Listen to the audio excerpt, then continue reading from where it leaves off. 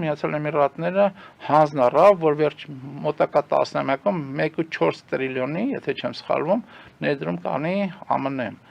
Եվ մյուս հետաքրքիր բանը, որ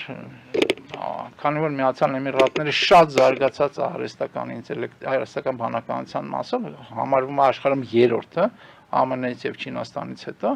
այդ ոլորտում նույնպես մեծ համագործակցություն, այսինքն եղավ միջպետական համագործակցության տիրույթ եւ եղավ գործարար business to business, այսպես կոչված, գործարարների միջև տարբեր համագործակցային բաներ, համաձայնություններ, մասնավորապես օրինակ եւ Կատարը եւ Միացյալ Էմիրատները պայմանավորվեցին, որ Boeing ընկերությունից 200 միլիարդի գնում են անելու, ամեն մեկը առանձին։ Այսինքն շատ ծանր վիճակում էր այս։ Հա, որը շատ ծանր վիճակում էր։ Այսինքն այս տեսակետից Թրամփը վերադիրքավորվեց, վերականգնեց հարաբերությունները միջպետական եւ անձնական։ Եվ դա պետք է համարել իմ կարծիքով ԱՄՆ-ի համար եւ Թրամփյան վարչակարգի համար լուրջ այդ ամենը ինչպես մեզ կբերի կհասնի Սուրիայով եկեք գանք հեսա դրանք անդրադառնանք մեր տարածաշրջան հեսա դրանք անդրադառնանք փորձեմ ավարտել այս թեման ըստ Թրամփի դա դժվար է հիմա հաշվարկել բայց ըստ Թրամփի 3-ից 4 տրիլիոն համաձայնագրեր եւ ներդրումային պայմանագրեր ունեցան այս իր այցելության ընթացքում 3-4 օրվա եւ ինքը հայտարարեց, որ 12-ից 13 տրիլիոն գումարի ինքը համաձայնություններ ունի աշխարհով մեկ արդեն, որ պետք է ԱՄՆ-ում ներդրումներ անեն եւ գործարքներ անեն։ Դա լուրջ թվեր են։ Դա իրականում լուրջ թվեր են եւ դա ինչպես եւ ինքն ասում եւ եթե դա կյանքի կոչվի, դա միլիոնավոր աշխատատեղեր են ԱՄՆ-ում, այսինքն ԱՄՆ-ի ռեինդուստրիալիզացիան, այսինքն վերականգնումը արդյունաբերական ներուժի, եթե այդ ինչ որ ինքը ասում է կյանքի կոչվի, դա լուրջ խթան կլինի։ Հիմա անդրադառնանք ձեր ասածին, շատ կարևոր, լավ, սա երկկողմ պետական, բայց երկկողմ նաև քաղաքական խնդիրներ կա, որը լուծվել են։ Մասնավորապես Թուրքիայի, Սաուդի Արաբիայի եւ Կատարի խնդրանք պահանջով, sense ձևակերպենք, Թրամփը հանդիպեց Սիրիայի ղեկավարի հետ, որը այսօրվա ղեկավարի հետ, այսօրվա նախագահն է կոչվում, որը եւ իր կազմակերպությունները եւ ինքը անձամբ մինչ Թրամփյան ամերիկյան, այսպես ասած, գնահատականներում դիտարկում էր որպես ահաբեկիչ, հա, եւ ինքը ցանկում էր ահաբեկչական կազմակերպությունները եւ ինքը անձը որպես ահաբեկիչ, բայց Թրամփը նրա հետ հանդիպեց, հետո արտահայտվեց, ասեց շատ երիտասարդ, նենց ուժեղ տղամարդ էր, պինց տղամարդ էր, ուժեղ տղամարդ էր, ուժեղ պետք է լինել, որպեսզի կարողանալ խնդիրներ լուծել եւ այլն եւ հանձնառավ եւ փաստացի վերացրեց բոլոր սանկցիաները Սիրիայի նկատմամբ։ Դա շատ մեծ արդյունք էր արաբական աշխարհի տեսակետից, մասնավորապես իսլամիստական ուղղվածություն, արտահայտված ուղղվածություն ունեցող արաբական աշխարհ լուրջ քայլ էր եւ նա ասաց, որ Սիրիան ինքը ասում է, ներկայացնում է հետեւյալ. ինձ ասում են, որ եթե ես այդ սանկցիաները չվերացնեմ, Սիրիան շանս չի ունենա։ Որպես պետություն գոյություն ունենալու եւ մնալու է այդ նույն խավարի մեջ, ոնց որ միշտ եղել է։ Ես այդ մարդկանց շանս եմ տալիս, վատ բան եմ անում։ Վատ բան եմ անում։ Ես շանս եմ տալիս, իրանք էլ դրա համար շատ շնորհակալ են։ Հիմա այստեղ մի հատ մյուս կարևոր բանը կա։ Կա այսպես կոչված հայտնի արդեն Աբրահամյան համաձայնագրերը, Abraham Accords, այսպես է կոչվում անգլերեն, որ Թրամփյան նախկին վարչակարգի ժամանակ առաջի իր նախագահության շրջանամակ կնքվել։ Դա կնքվել է ի վերջո Մերձավոր Արևելքում Իսրայելի հետ կապված հիմնականում խնդիրներ լուծելու համար։ Այսինքն խնդիրներ լուծել բարի դրացիական տիրույթում, այդ թվում ճանաչելով Իսրայելի լիազորությունները իր պետության շրջանակում։ Այդ Abraham Accords-ի ստորագրողներն են, հիմա այս ամբողջը կարող չհիշեմ, բայց Բահրեյնը, եթե չեմ սխալվում, Էմիրատներն են ստորագրողները, մյուս ստորագրողը Սուդաններ եւ Մարոկոն։ Եթե չեմ սխալվում, այս 4 երկրներն են ստորագրել, բայց Թրամփի եւ Իսրայելը։ Մյուս կողմից չէ, իրանք բոլորով ստորագրել են, հետո հետարքիր է դա, լավ դիտարկում էր, որտեղ Աբրահամ ակորդը բոլորով ստորագրել են եւ Իսրայելը։ Հետո Իսրայելի հետ առանձին երկող ամեն մեկը առանձին երկող համաձայնագրեր են ստորագրել, իմիջիալոց բաները բովանդակությունը որոշակիորեն տարբեր, ընդհանուր առմամբ բարիդրացական հարաբերությունների ձևավորում կամ վերականգնում։ Հիմա օրինակ Թրամփը իր կողմից, էլի խնդրանք հորդոր պահանջ դրեց սիրիացիների վրա, Սիրիայի այս նախագահի վրա, որ մտնի Աբրահամ ակորդի մեջ, մտնի այդ համաձայնագրի մեջ, դառնա այդ համաձայնագրի մաս։ Եվ հետաքրքիր է, որ նախատեսվում է հանդիպում սիրիական եւ իսրայելյան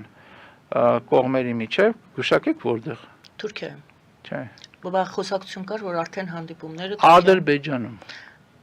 Ադրբեջանում, Բաքվում, ճիշտ է, Ադրբեջանում, հա, հետաքրքիր է, չէ՞, այսինքն Ադրբեջանը շարունակում է, տեսեք, տարածաշրջանային առնվազն նշանակության երկիր որպես գործել եւ առնվազն հրեական իսրայելյան կողմի համար լինել վստահելի գործընկեր հարթակ։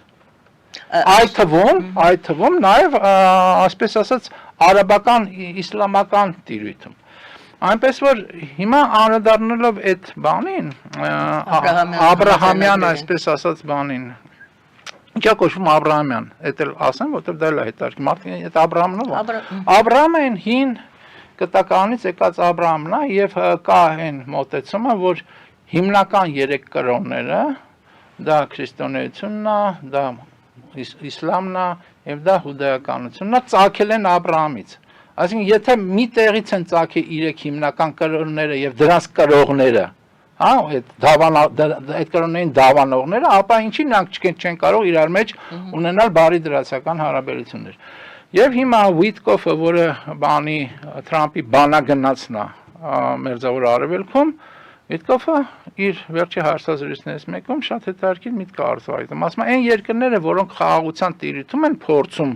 առաջընթաց ունենալ։ Մասնավորապես անգամ անդրադառնում են նաև Հայաստան-Ադրբեջանին, ասելով որ օրինակ Հայաստան-Ադրբեջանը շատ մոտ են խաղաղության պայմանագիր ստորագրելուն։